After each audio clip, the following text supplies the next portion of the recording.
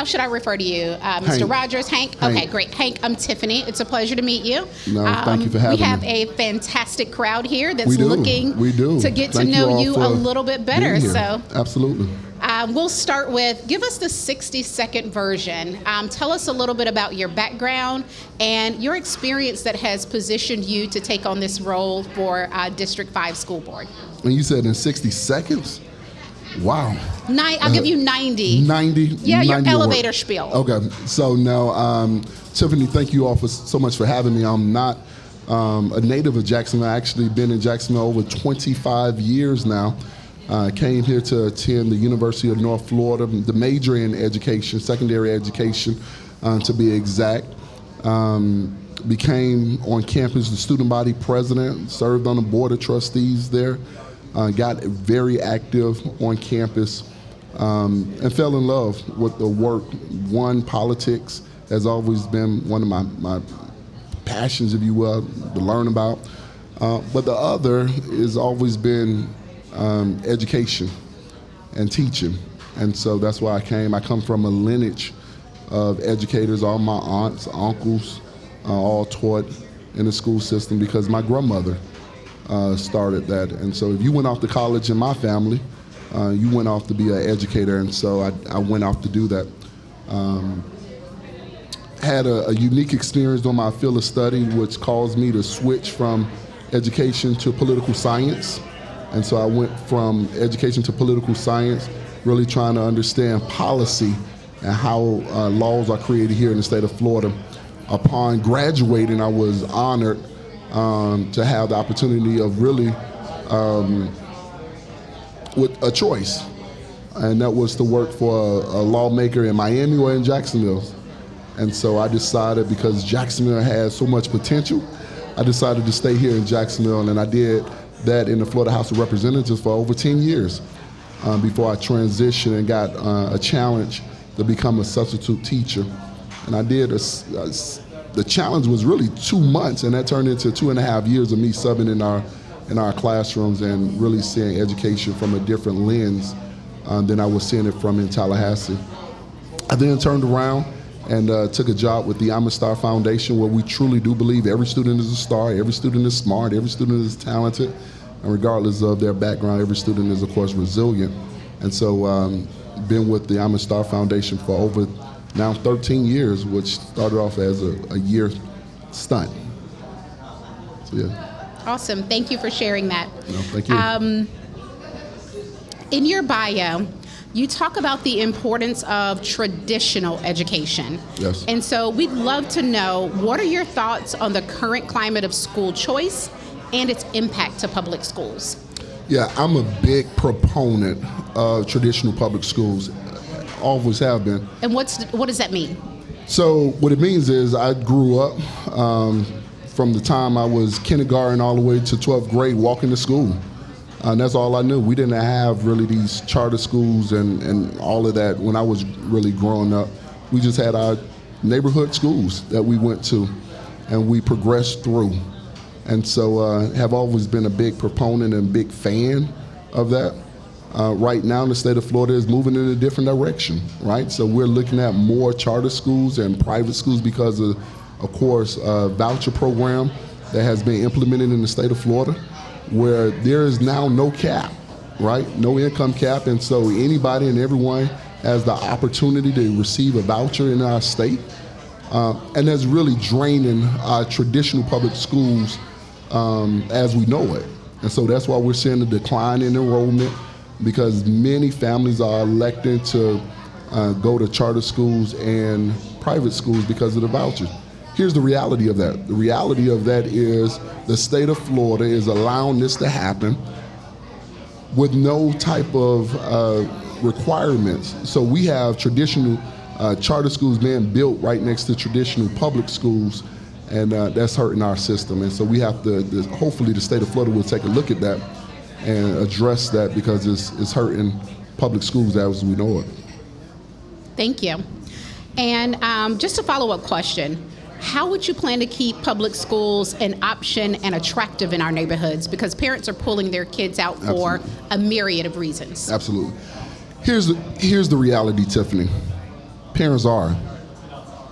But when I go to our schools, we have some amazing schools in Duval County. Here's the other reality of that. We have some amazing programs in our schools. If you go to, and I say this all the time, if you go to Fishware, Fishware has an amazing art program that will lead you to La Villa or Fort Caroline. If you go to John Stockton has an amazing gifted and talented program there, which will lead you to Julian Landon and James Weldon Johnson and some other schools. If you go to Ortega and many of our schools, I can name a plethora of schools within District 5 that you can go to and see that we have some amazing programs and some amazing things happening within those buildings. Unfortunately, we're not telling the story. So we have to be about the business of aggressively marketing our schools where families want to come and we can draw them back in. Charter schools and private schools, as you know, Tiffany, are doing an amazing job of marketing their schools. Duval County has to do the same thing. Gone are the days where neighborhood schools are your number one choice. It's now about competition. And we have to now compete for every student. We have the programs. We have to be able to tell the stories. And if we tell the story about the amazing programs that's happening in our schools, then we can talk about how safe our schools are. But we got to draw them in and we got to get them in the building. Yeah. And just an added note is we're not just competing with charter and private schools, but Right. I mean, St. Johns County, they Absolutely. do a great job of marketing their neighborhoods and their schools as Absolutely. well. And so I Absolutely. would like to see that light shown on schools like Fishware, who's been wonderful for years. So I appreciate that. Absolutely. You share that you are an advocate for Black students as well as students that identify with LGBTQ+. Yes. Give us a general, how do you define DEIB, that's diversity, equity, inclusion, and belonging, policies, and how would you support policies that identify with those attributes in our school district? Sorry, there's a lot of feedback, so I heard how do I define it, and then there was something else that you asked. If you can give us your general definition of DEI, Yep. and how would you support policies that support those kids? Yeah, so at this current time, I am in full support of all of our DEI programs, and I know that the state of Florida is going in a different direction, and that's unfortunate, right? We're getting rid of programs that offers diversity, equity, and inclusion in our schools, and that should not be the case.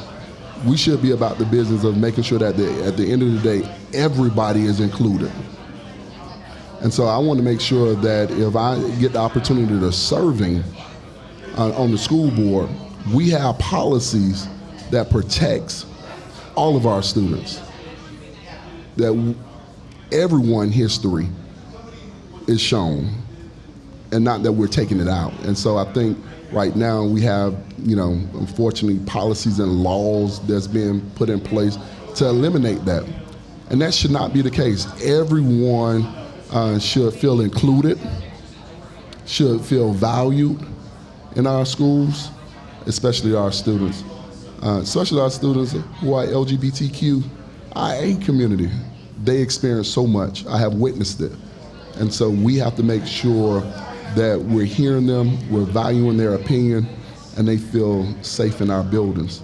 And so I'll work hard as far as policy go to ensure that that is done if I'm able to serve on the board. Thank you. Can you give us some examples, because you have experience with working with kids in the school district. Can you give us an example of how you've supported this community of kids in the past? So one of the things for me, I had the opportunity to really serve as a mentor or a student success coordinator through the Gear Up program. And what the Gear Up program is a federal program that Duval County Public Schools have had over the last now 30 years through the Amistad Foundation. And we work with those students from 7th grade all the way to their first year in college. And so oftentimes we get a caseload of students that we work with throughout the school. I have been very intentional as it relates to our African American students, because part of that program is to ensure that they graduate on time and go off to college, career, military, or what I always say, you're next, right? And so working with them to make sure that they have a next as it relates to their career goal. As it relates to our LGBTQ community, making sure that at the end of the day, they do the same thing, but they're safe, and they have a safe place to come to. It bothered me many years ago when I had a student who were in middle school who unfortunately wanted to commit suicide because she was not being accepted by her family because she came out. When I had her all the way through 12th grade, that came out again, where she again wanted to commit suicide. And she felt that she did not have anyone to go to but me. And so I am very intentional about making sure that our students have a safe space to go to and people who will support them in our buildings. That's important to me because they experience so much and they feel excluded. And so we need people who will stand up for them and be their voice. As the guardian ad litem, that's what I did. I fought for the voiceless of our students. And I took that same passion and that same advocacy into the school building as well, making sure that every student whom I come in contact with had a voice in the building, and that made sure that they were heard. Awesome, thank you. I can say I love educators. I was not born to be an educator, but school was a safe place for me, and so educators play a very important role in creating that environment for students. So I appreciate that. No, thank you. We're going to talk about the difficult stuff. Let's talk about money. Okay, let's do it. How do you anticipate addressing the budget deficits, the tremendous budget deficits that the school district is facing? You know, I take a different approach to what's happening. Here's why. Because we have to have a real conversation and a serious conversation as it relates to the budget. One of the things that, if I'm elected, that I want to do is really comb through the budget. And why do I want to comb through the budget? I want to comb through the budget to really understand the budget because, as I always say to all groups, one, thank you. Thank you for going out and supporting the half-cent sales tax in 2020, right? To date, it has generated over $400 million. We understand that we're sharing that with charter schools. We got that. But one of the things that Dr. Green did, and she had the board to approve, was over a $600 million bond over the next 5 years in order for us to continue to build new schools and keep that process going. So here it is. If we took out a $600+ million bond over here to keep our schools going and new schools being built, and the half-cent sales tax dollars is to pay off the bond, how did we get here? And so we really have to have a real conversation about that. Because when I served on the half-cent sales tax committee, I was honored to serve for 2.5 years as the chair. And so I saw the money. I saw how the money was coming in to the district. Here's the reality. The amount of revenue we're generating with the half-cent sales tax has always exceeded expectation. So we're ahead. So if we're ahead over here, we took out a $600 million bond over here, we now have to comb through the budget and really find out what's happening. Yes, we did get a letter during my time from Tallahassee, and that letter said, hey, we need to give more dollars to the charter schools, which the school district did do. $2-point-something million additionally had to go to the charter schools. And so we did all of that. So now we really have to figure out, are we keeping the promise to the voters? Because we thank them for going out, and then we ask them to go out again in 2022 to raise the millage to ensure that we're paying, giving increases to our teachers, making sure that we're revitalizing and building new football fields and arts and music. So the question that I have with the district is really making sure that we're really taking a hardcore look at the budget and making sure everything is in alignment, because that's what the voters want to know. Yeah. How did we get here? And that's the question that we have to answer for the voters, to have them have confidence in the process. Because right now, unfortunately, voters don't have confidence in the process because they have already been told that, hey, you took out a half-cent sales tax. How is A-rated schools on the chopping block? And so we have to have a real conversation and really dig deep into our budget. So that was what I will do. I'll take a hardcore look at our budget and really understand the numbers. I'm a numbers person. Yeah. And really try to figure that out so we can really explain to the voters and taxpayers how we really got here. Okay. So I think also to the community and the voters, transparency is Absolutely. important. Absolutely. If you can articulate, just big picture, what criteria will you advocate for if we have to proceed with closing some of our local public schools? For me, it's always been about one thing, and that's making sure that our community is at the table at every step. As a representative, as a board member, it would be my position and my job to make sure that the community has all of the information in front of them so that we're making this decision together. Not just me as one board member, because I only have one vote, but making sure that at the end of the day, there is nothing behind the scenes going on that they don't know about.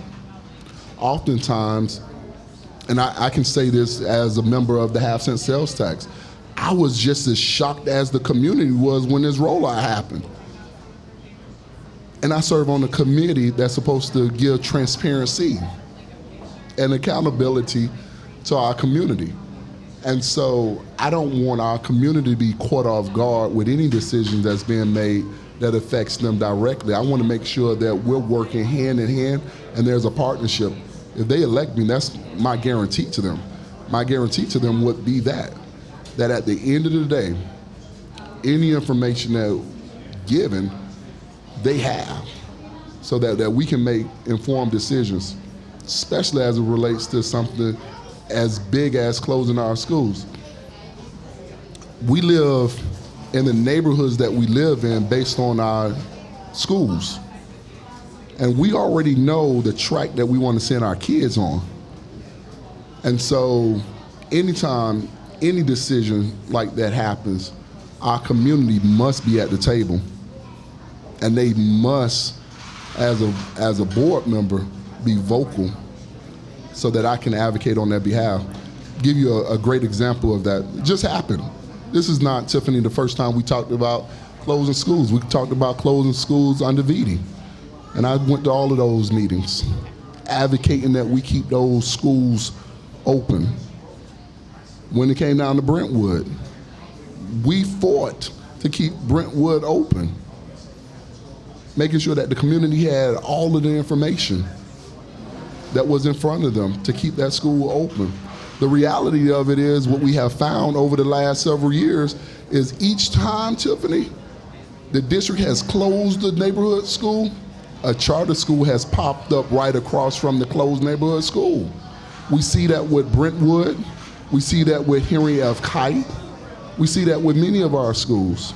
And so we have to make sure that the community doesn't feel like they've been tricked or duped into something after having been at the table. And that's how the community feels. Well, you said that, hey, the school is dying off.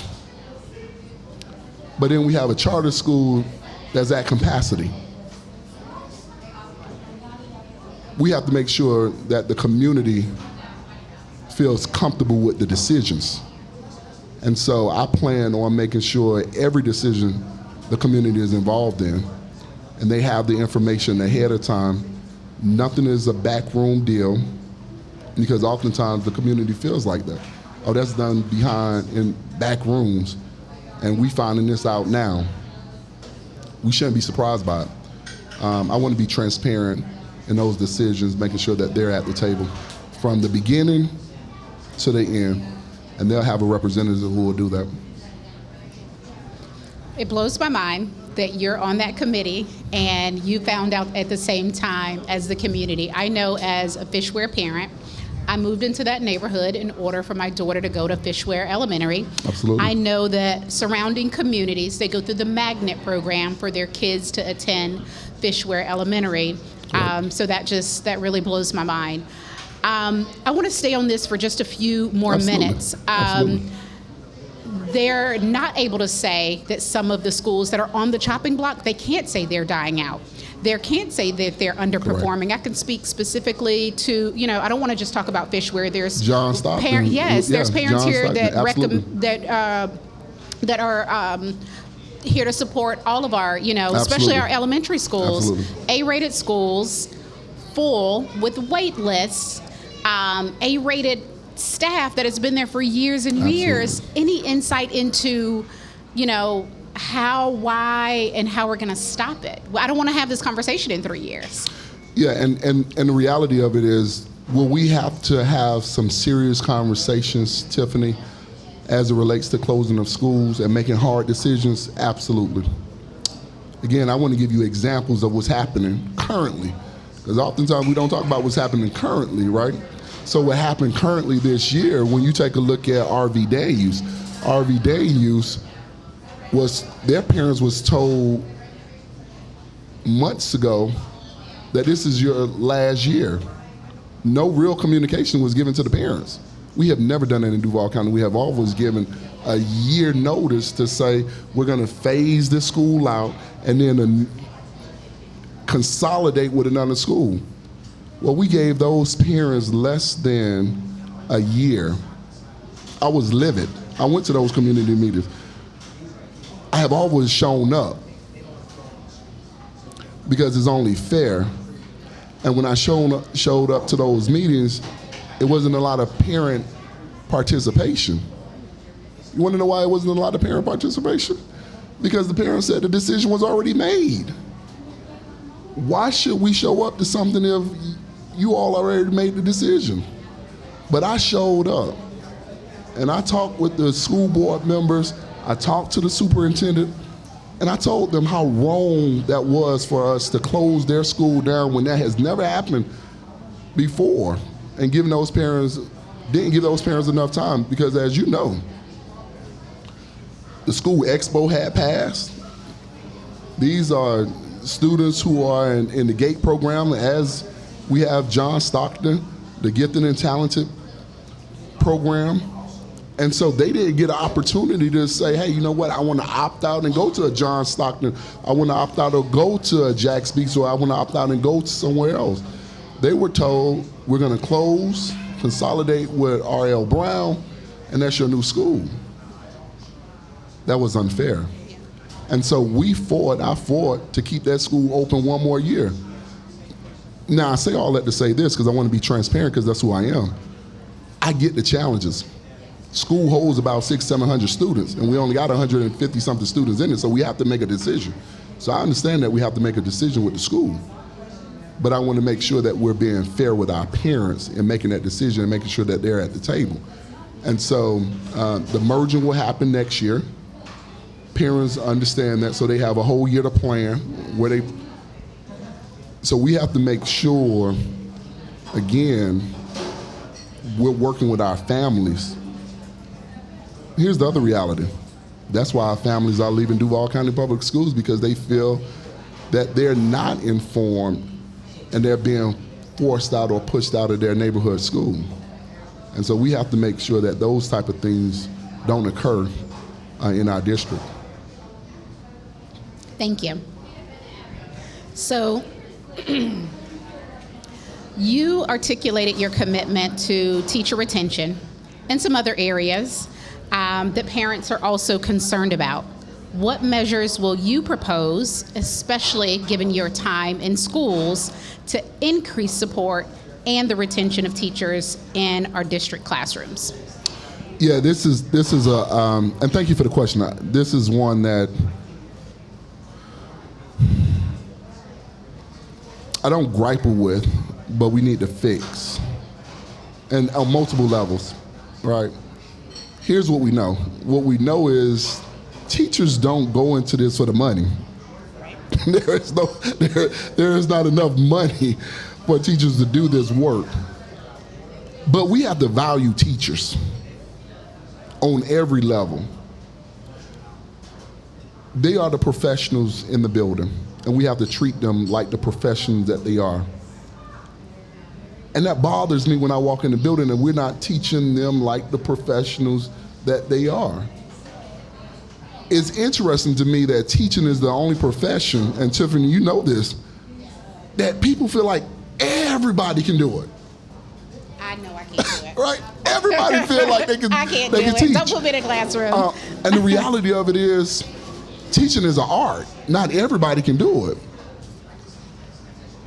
And so we have to value our teachers. We have to support our teachers because we know they're not doing it for the dollars. Right. There's no money in it. We have to value them. We have to address the issues that they're dealing with in their classrooms with student behaviors, and we have to address all of that. That's how we keep good teachers in the classroom. I know this. We're losing good teachers to charter schools. We're losing good teachers not just to charter schools anymore and not to surrounding counties, but other businesses. They can leave stay home and tutor and substitute part-time. or do it online Yes, and earn more. and earn more dollars. And so we have to value our teachers. We have to support our teachers. We have to make sure our leadership who lead in our buildings are listening to our teachers and taking their concerns seriously. That's how we address it. That's why they're leaving. When you talk to teachers, they're not saying I'm leaving because of the money. They're But saying, we are one of the lowest paid states in the United States. We are. And again, thank you for going out and voting for the millage, which increased teacher salaries. So one of the things that it did, many teachers this year got anywhere between $5,200 to $7,000 based on the pay scale, things of that nature, and what was negotiated with the teachers union. So they received that.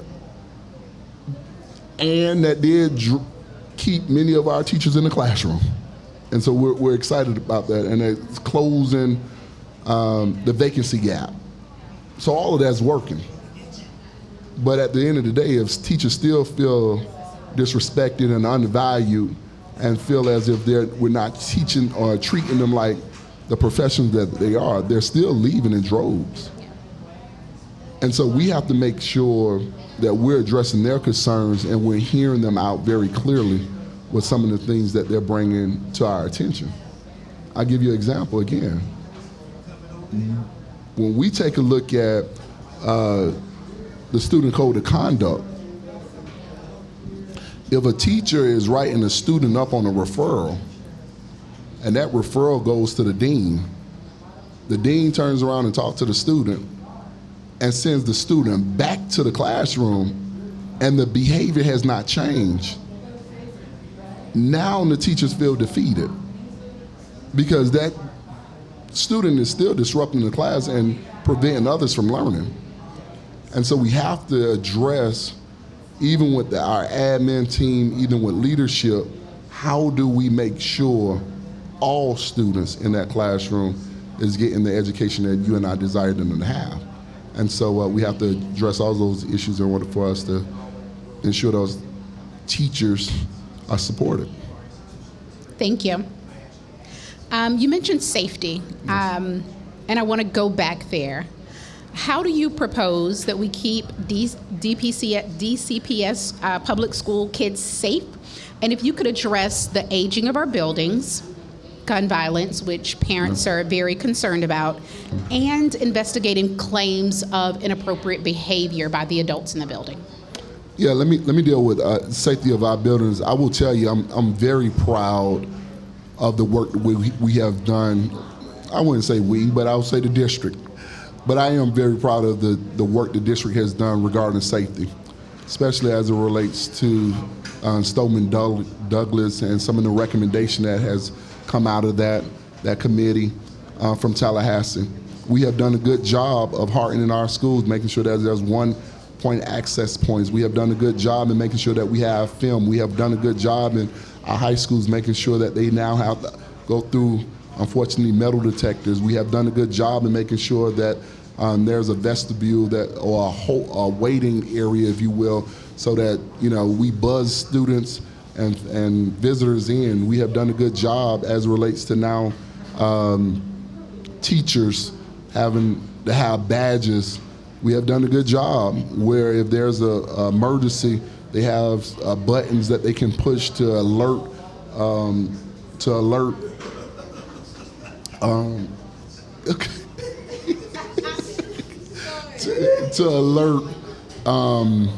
law enforcement. And so DCPS has done a good job in following those recommendations to the T. Awesome. And so are we keeping our students safe? I believe we are. Here's the challenge. The challenge is sometimes the surrounding communities. We know what we can do within the buildings because I've seen it. But we can't address what's happening sometime before they get in the building. And what I mean by that is if a student brings a weapon to school, oftentimes I have seen this, witnessed this. This is not something that somebody had to tell me. This is something I actually witnessed, where a student, before he comes into the building, throws his gun into the bushes so he can retrieve it after school because he know he can't get it. And so because cameras caught that and we were able to see what happened, retrieve that weapon, things of that nature, they make sure that students are safe. And so do we have challenges? Absolutely. We do. Every school is not perfect. We do need to continue to tighten up on security in many of our buildings. We do need to make sure that the millions of dollars that the district has paid as it relates to keeping students safe is working. Tiffany, I can tell you, I done traveled the district. In my role, we're not doing it. We have some breakdowns that has to be fixed in many of our schools, and I have brought that to the district's attention as well to say, hey, this school unfortunately does not have the safety features or is not operating like they should. And so we have to address those issues. As it relates to, I believe you asked a question, the latter question as it relates to aging buildings and potential inappropriate behavior in the schools. Yeah, so I'm zero tolerance on inappropriate behaviors with period. Zero tolerance. And if students feel a certain way about how an adult, teacher, anybody in authority is treating them, I think they need to bring that to the attention of their leadership, authorities, to make sure it is addressed immediately, investigated immediately, so that we can get down to the bottom of it, and that person needs to be removed, sent to Bulls Base, sent to wherever, till the investigation is fully done. I do not think we wait on that. I do not think we sit on that for the safety of our children. Again, as a former guardian ad litem, stuff like that bothers me because I know an investigation has to take place, things of that nature. So I'm very in tune to making sure that happens. As it relates to our aging buildings, we have some of the oldest schools in the state. Mm-hmm. And again, that's why I say thank you for going out and passing the half-cent sales tax, because we are addressing those issues. John Ribault is getting a new building in 2025. Highlands State Academy is getting a new building in this year. Southside Estates. And so we're addressing those issues right now. But again, I said it earlier, Dr. Green and the board, in their wisdom, took out a $600 million bond. And so to keep that process going so that we can continue to address those aging buildings, Rutledge H. Pearson is a great example of that. amazing school. Got some work still to do over there with the school, but it's an amazing school. We had to address the previous building and some of the deficiencies that it had. But it's an amazing school that has now been built. And so I think we are doing a good job of that. I think we have to continue to keep the promise that was made to the voters to make sure that those schools get rebuilt, because that's what voters went out and voted for. And so we got to keep that promise and hold the board accountable for those dollars. Thank you. I want to give you one last question. We have parents, we have educators, we have grandparents, community advocates. Why should these folks vote for you for District 5?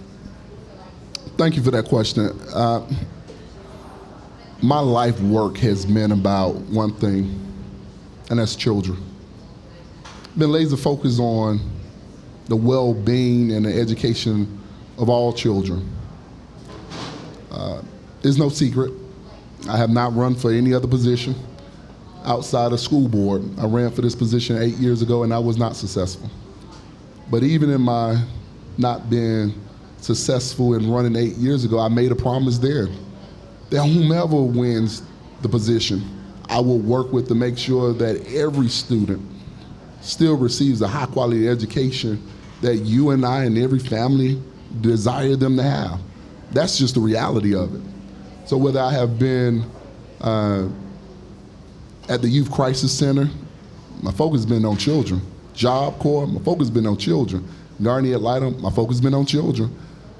Fresh Ministries, my focus has been on children, and even today, my legislative work, even while I was in Tallahassee, all the legislation that I focused my attention on dealt with young people and children and how we making sure that we're doing right by them and right by the next generation. I think they vote for me based on the fact that I've been in the schools. I have walked with parents to make sure that their concerns have been heard. I have walked with our teachers to make sure their concerns have been heard. I take this work very seriously. And I'm passionate about the work. And I tell people this all the time. I came under John Fryer, and every superintendent, I can name all of them, John Fryer, Nancy, Dr. Wise, Ed Brick Daniels, Dr. Vitti, I can name all of them. Because I have worked with all of them to ensure that at the end of the day, regardless of zip code, regardless of the side of town, are we doing right by children? I have always been in this fight. And so I think District 5 needs someone who's been in the fight. Yeah. I think District 5 needs someone who understands the issues. I think District 5 needs someone who at the end of the day is not coming in with a learning curve. And with me, you get that. You get somebody who understands Tallahassee politics, been there, done that. You get somebody who understands local government, who understands our schools, who will walk in our buildings and make sure that every student has what they need, the resources that they need in order to be successful for college, career, workforce, military. That's why I'm running. I'm running for them. Awesome. Thank you. It's Thank been you. a pleasure having this conversation No, with you. it's been my pleasure. Thank you so much.